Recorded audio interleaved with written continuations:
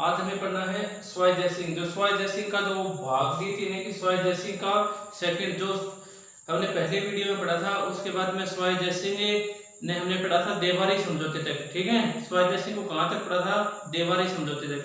अब हमें पढ़ना है कि देवारी समझौते के बाद स्वाई जयसिंह आमेर का पुनः क्या बन जाता है?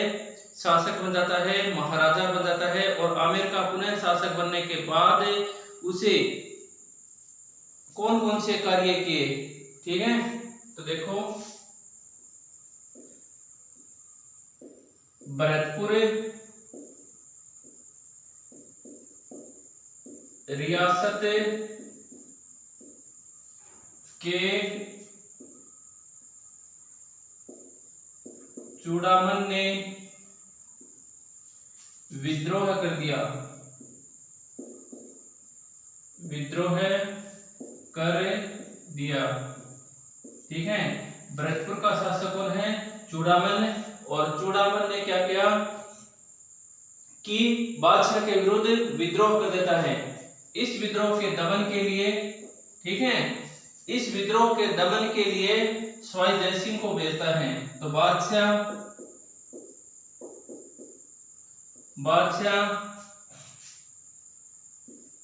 स्वाई जयसिंह को, किसको? स्वाई जयसिंह को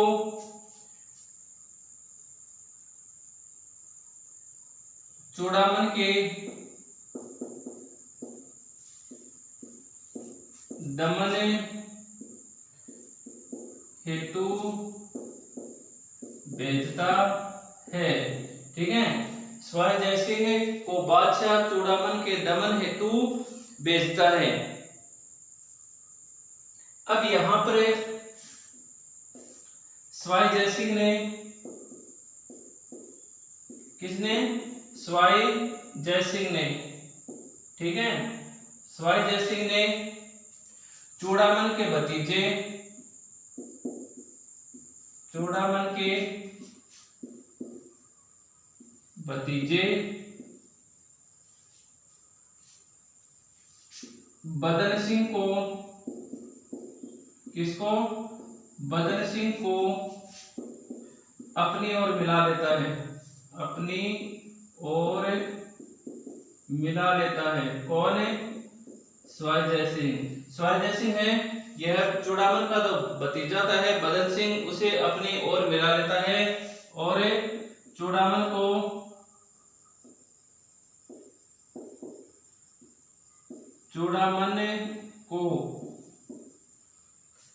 भरतपुर से खदेड़ देता है। भरतपुर से खदेड़ देता है तथा बदन सिंह को, किसको? बदन सिंह को स्वाई जयसिंह ने बदन सिंह को स्वाई जयसिंह ने ब्रजराज की उपाधि,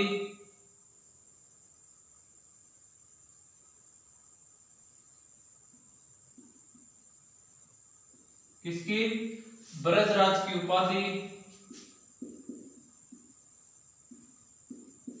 तथा डींग की जागीर प्रदान की।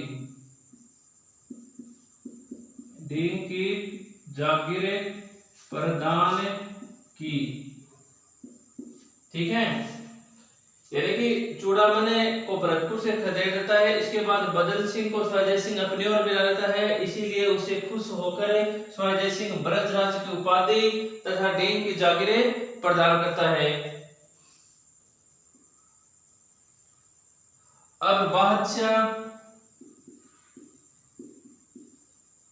बादशाह जाटों के दमन, बादशाह जाटों के दमन से प्रसन्न होकर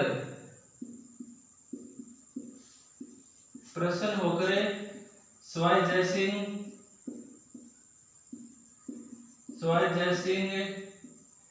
को, देखो पहले बदन सिंह को उपाधि देता है कौन है, सवाई जय सिंह। अब सवाई जय सिंह को बादशाह जाटों के दमन से प्रसन्न होने के उपरांत खुश होकर उसे सवाई जय सिंह को एक उपाधि देता है। अब वो उपाधि देखो यहां लिख देता हूं, राज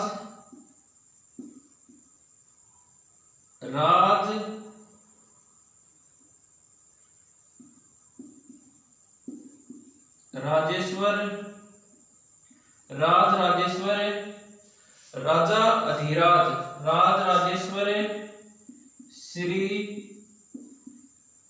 राजा अधिराज, और राजा अधिराज स्वाई की उपाधि देता है।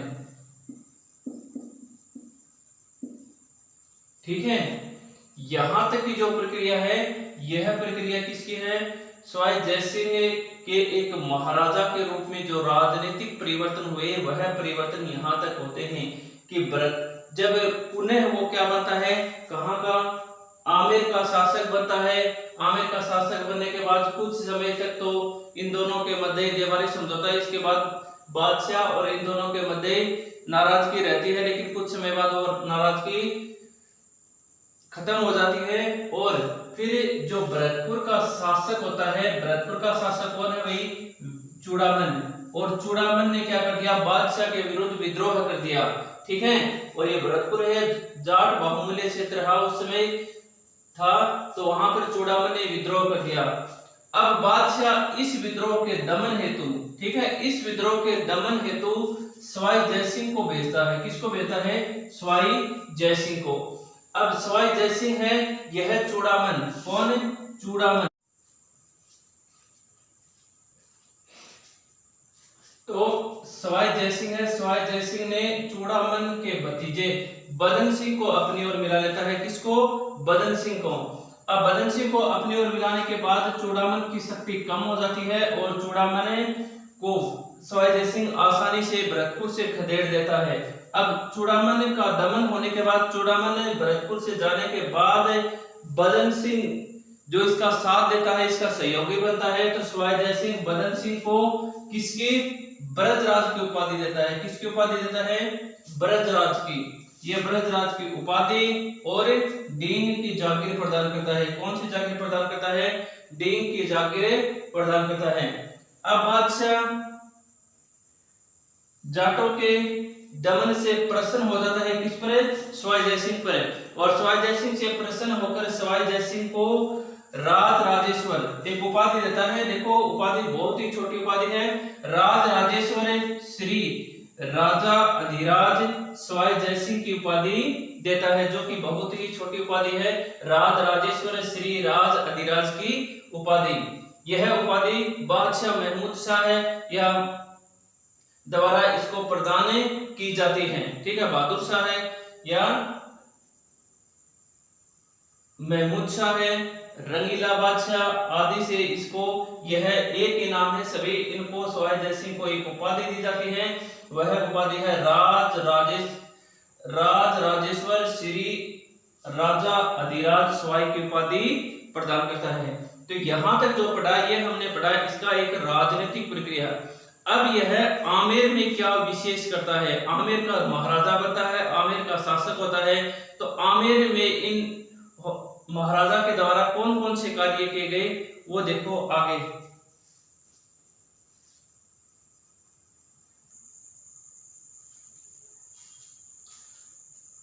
देखो सबसे पहले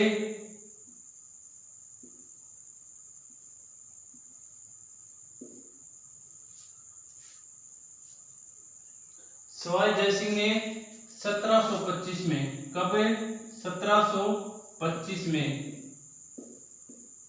ठीक है, 1725 में नक्षत्रों की जानकारी के लिए, नक्षत्रों की गति को जानने के लिए, नक्षत्रों की गति की गणना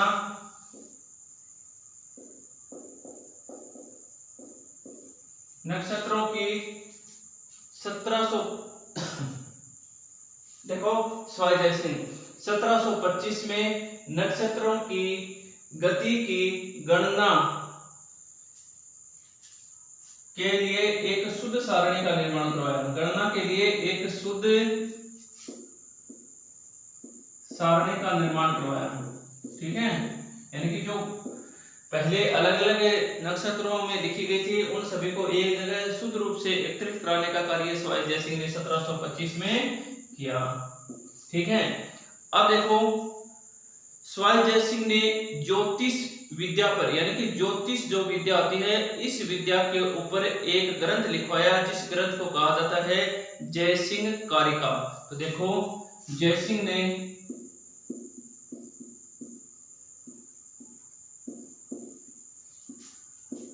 ज्योतिष विद्या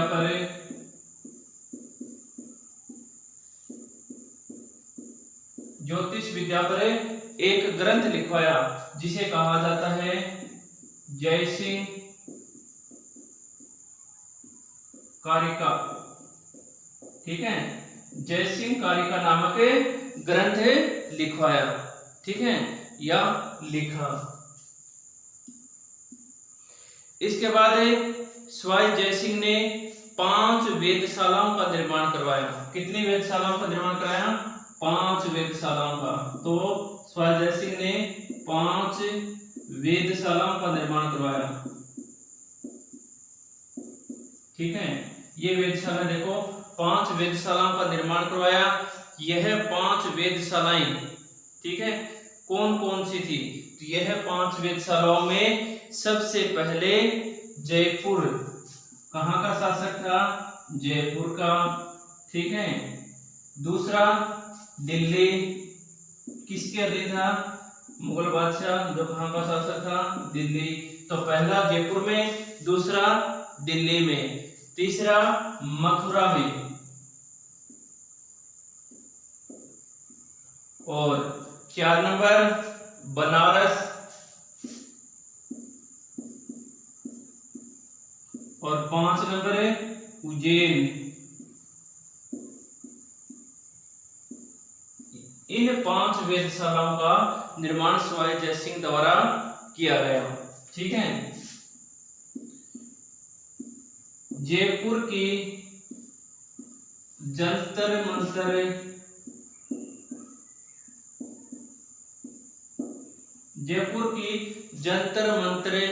वेधशाला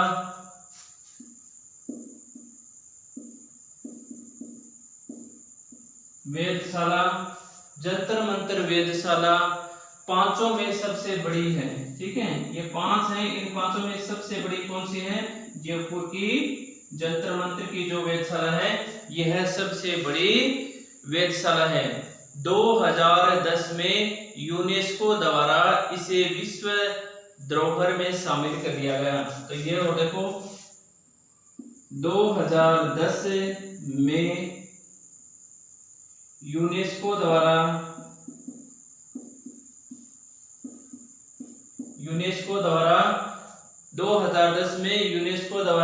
विश्व धरोहर में शामिल कर दिया गया।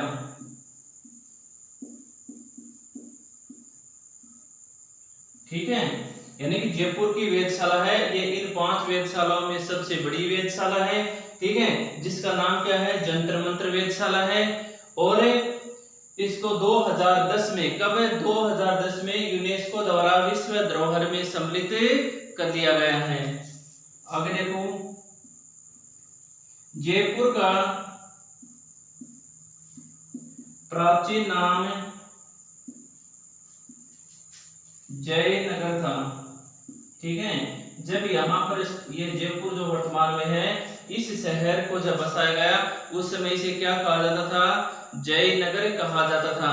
और जो ये जयनगर जिस क्षेत्र में बसा था, उस क्षेत्र को प्राचीन में क्या कहा जाता था? उस स्थान का प्राचीन में क्या नाम था? जिस समय यहाँ पर जयनगर की स्थापना नहीं हुई थी, उससे पहले उस क्षेत्र को क्या कहा जाता था? तो उस क्षेत्र को शिकारहोदी कहा जाता था। क्या कहा जाता था? शिकारहोदी। ठीक है, शिकार होदी के नाम से इस क्षेत्र को जाना जाता था। नेक्स्ट, सवाई जयसिंह अंतिम हिंदू शासक था। सवाई जयसिंह अंतिम हिंदू शासक था जिन्होंने अश्वमेध करवाया। अश्वमेध करवाया, अंतिम हिंदू शासक था जिसने अश्वमेध करवाया। ठीक है, अंतिम हिंदू शासक,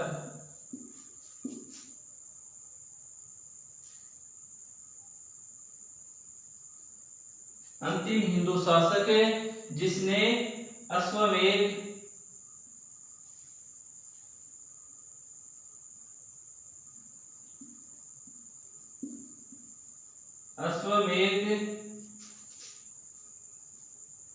व यज्ञ करवाए।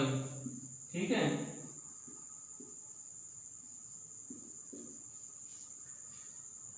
अब यहां पर जो यज्ञ करवाए गए, ये अश्वमेध अन्य यज्ञ, उन यज्ञों में जो ब्राह्मण आए उन ब्राह्मणों को ठहरने के लिए जल महल का निर्माण करवाया। ठीक है, तो ब्राह्मणों के ठहरने के लिए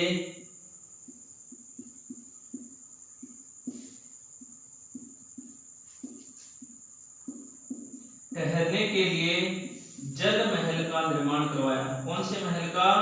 जल महल का।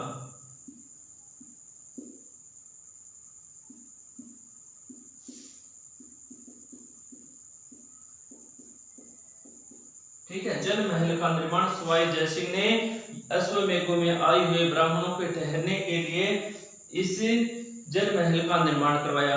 जल महल की एक विशेषता है कि जल महल में रात्रि को ठहरने के लिए कोई भी व्यवस्था नहीं है, वह सिर्फ एक घूमने के लिए स्थान है। दिन दिन में आप रह सकते हो, रात्रि में रहने के लिए कोई भी सुविधा नहीं है और ना ही कोई विशेष कमरा है। ठीक है, सीधे हॉल बने हुए हैं जहां पर आप घूम सकते हो, आनंद उठा सकते हो, रहने की कोई भी व्यवस्था नहीं है। यह सिर्फ महल दिन दिन में ही काम में लिया जाता था। ठीक है, सवाई जयसिंह ने अन्य के राज परिवार के लोग यहाँ पर यज्ञ को प्रारंभ होने से पहले वहां पर स्नान किया करते थे। ठीक है, अब देखो 21 सितंबर, कब? 21 सितंबर 1743 को, ठीक है, रक्त विकार के कारण सवाई जयसिंह की मृत्यु हो जाती है। और मृत्यु कहाँ होती है? आमेर में होती है। तो इनकी मृत्यु कब हुई? देखो 21 सितंबर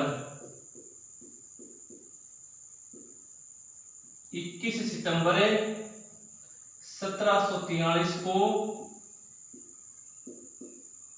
रक्त विकार के कारण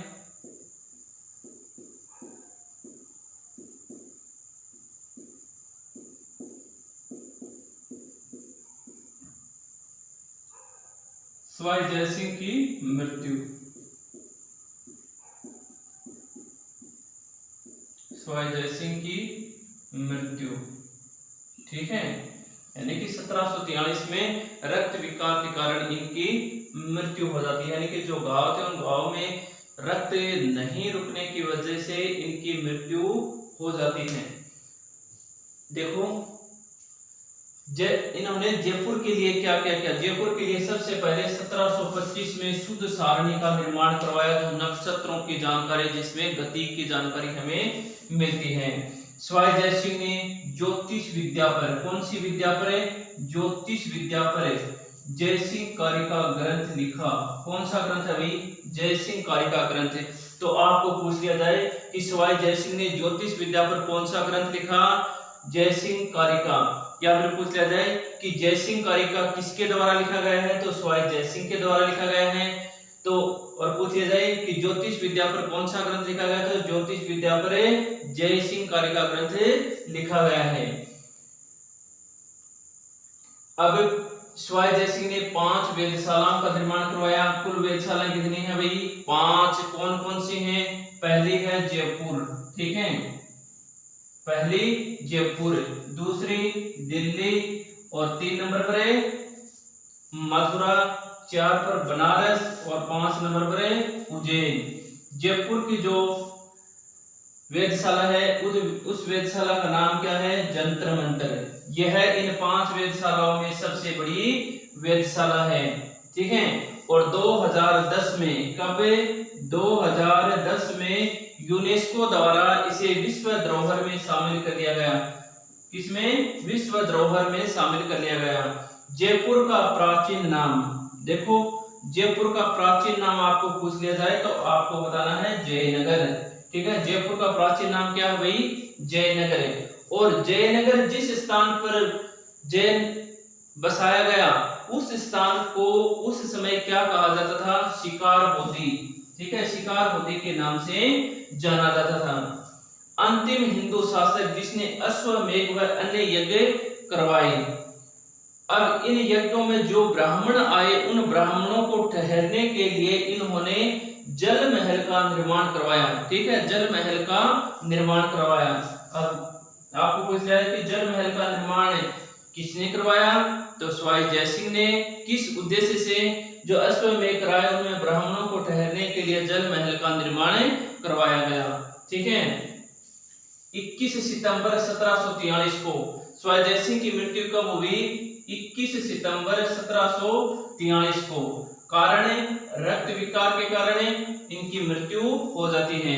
तो यह है आमेर के शासक सवाई जयसिंह, जिसका हमने भाग आज सेकंड पढ़ा। आज हमारा सवाई जयसिंह यहाँ पर संपूर्ण होता है। धन्यवाद।